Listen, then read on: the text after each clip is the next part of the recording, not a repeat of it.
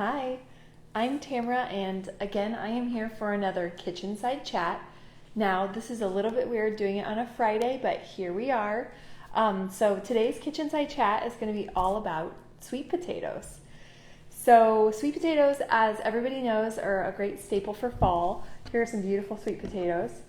And what we're really excited about is that we have actually donated a ton of sweet potatoes. I think over 700 pounds of sweet potatoes. I have to get the exact amount from Tony to Central Pantry. And we're really excited that hopefully all of our sweet potatoes will get eaten by all the Central Pantry families and really enjoyed. So we wanted to do a special sweet potato spotlight and talk about just why these things are so cool, why they're so nutrient dense, why they're so good for you, and why they're so delicious.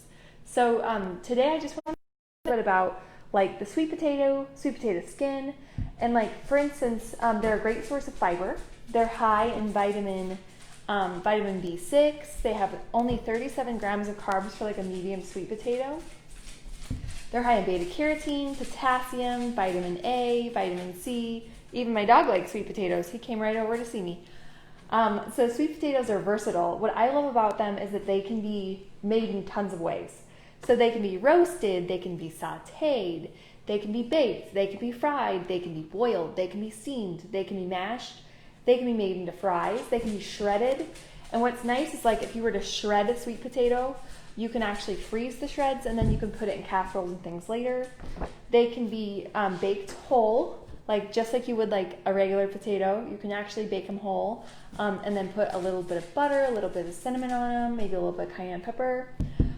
There's just a lot of options with sweet potatoes, and they're so nutritionally dense. So I looked at the nutrition on a sweet potato and the nutrition on a regular potato.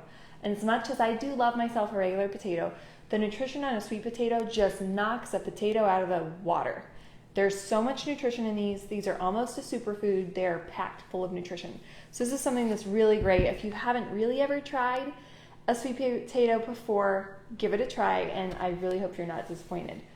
So the other thing I wanted to mention that's kind of cool about sweet potatoes is not only can you eat them whole, diced, as a chip, as a fry, you can put them in the oven, make little fries out of them. You can roast them like I did over here.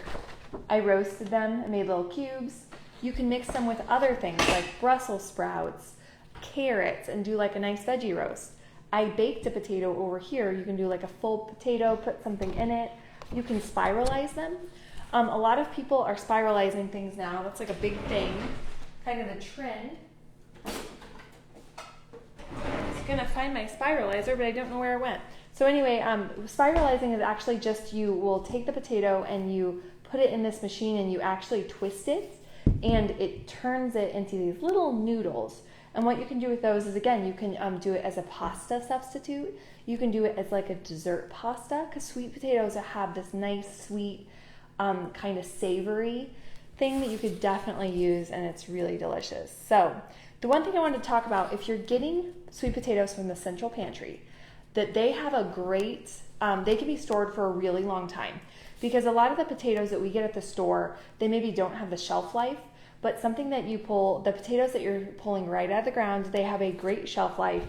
So you can store them for up to 6 months in a cool, dry place. Just don't wash off the dirt.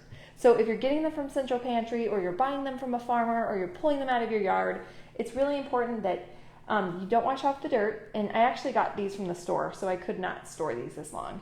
And then you're kind of leaving them in a cool, dry place that's not exposed to sunlight, in a pantry or a basement or something like that. The length of time they are stored will depend on the degree in which the storages are ideal. So the ideal temperature is 55 degrees or a little bit less than that, no light, and around 60% humidity. So they really like that, and they'll last for a really long time.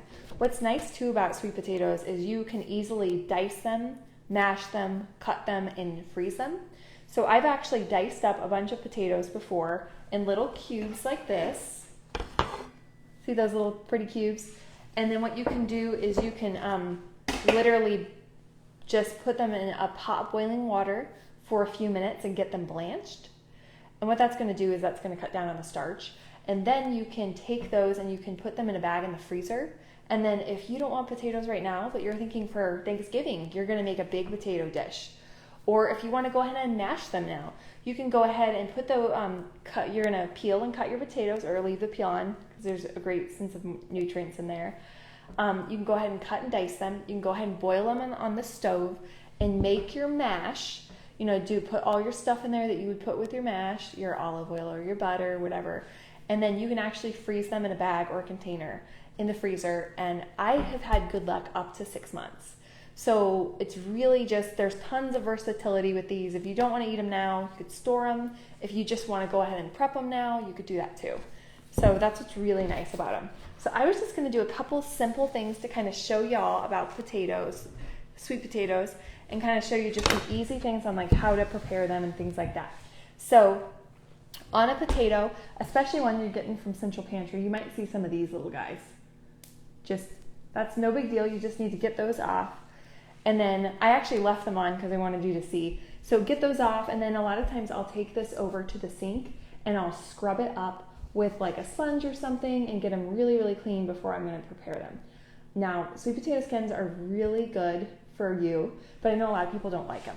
So again, a lot of the nutrition is coming from the skin because it's in the ground and it's getting all the nutrition off the dirt. If you don't like them, you can totally take them off, but in my opinion, I love like a roasted sweet potato or a mashed sweet potato with the skin on. I think it gives it kind of that texture and it's really nice.